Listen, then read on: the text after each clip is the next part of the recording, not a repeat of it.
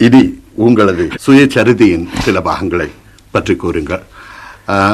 இளமை காலத்தில் நீங்கள் அரசியலில் அப்பொழுது 1930 அரசியலில் ஈடுபட்டிருந்தீர்கள், மாணவ நாட்களிலேயே. அதன் பிறகுதான் சினிமாவில் பிரவேசித்தீர்களா? நான் ஒன்று சொல்ல வேண்டும். சொல்லுங்க. என்னுடைய வரலாற்றை கேட்டுவிட்ட காரணத்தால் நேரம் இருந்தாலும் இல்லாவிட்டாலும் சொல்லிவிடுவது கடமை என்று சொல்லுங்கள். பகுதி பகுதியாக ஒளிபரப்பு. என்னுடைய 2.5 வயதில் என் தந்தை இறந்து விட்டார். சரி.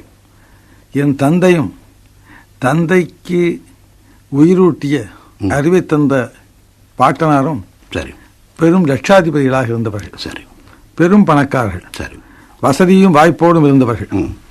ஆனால் மருமக்கத்தாயம் என்ற காரணத்தால் கேரளத்தில் சரி குழந்தைகளுக்கு தனது தந்தையின் சொத்துக்கள் இல்லை என்ற காரணத்தால் மாமாவின் சொத்துக்கள் நாங்கள் அனாதைகளாக்கப்பட்டோம். சரி. என் தாயினுடைய அரவணைப்பில் தான் நான் வளர வேண்டியிருந்தது. சரி. என் தந்தை மேஜிஸ்ட்ரேட்டாக இருந்தார், பிரின்சிபாலாக இருந்தார். சரி. பிரின்சிபாலாக இலங்கையிலே பணியாற்றும் பொழுது கண்டியிலே தான் நான் தொடர்பு. கேரளம் ஆயிற்று, தமிழ்நாடு ஆயிற்று, இலங்கை ஆயிற்று. இலங்கையிலே நான் பிறந்தேன், கண்டியிலே தான் பிறந்தது. சரி. 2.5 வயதிலே தந்தை இழந்தேன்.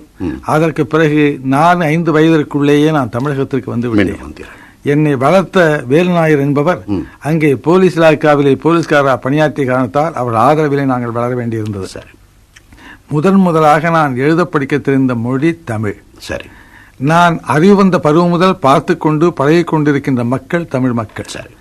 என் உடம்பிலே இத்தனை ஆண்டுகளாக குருதி வளர்ந்திருக்கிறது, சூடேறி கொண்டிருக்கிறது, சூடு தனியாமல் இருக்கிறது என்றால் நான் வளர்ந்திருக்கிறேன், வாய்ப்பு பெற்றிருக்கிறேன் என்றால் தமிழ் கூறும் நல்லுலகம் தந்த வாய்ப்பாகும்.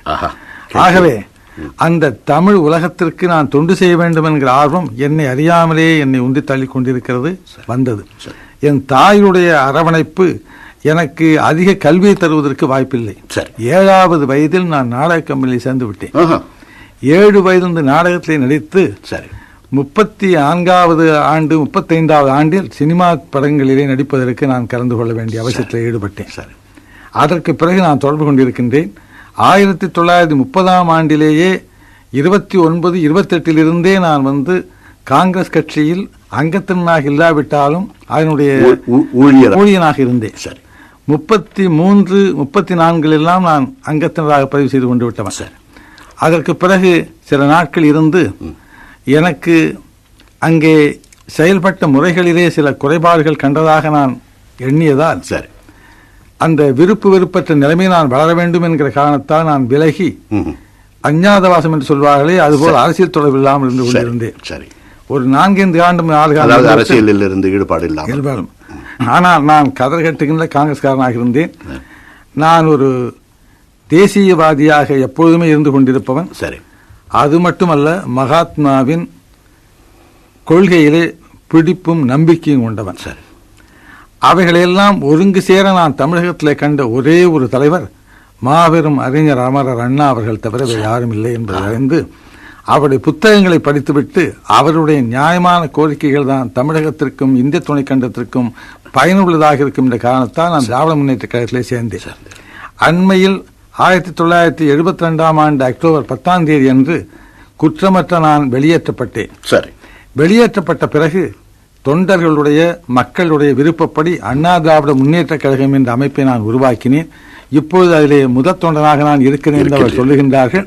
நான் நிறைய பணியாற்றிக் கொண்டிருக்கிறேன். மிக்க நன்றி. உங்களது வாழ்க்கை சரிதத்தை இவ்வளவு சுருக்கமாகவும் இவ்வளவு பல விஷயங்களை கொண்டும் உங்களால் ஒரு 5 நிமிஷத்தில் கூறிவிட்டீர்கள்.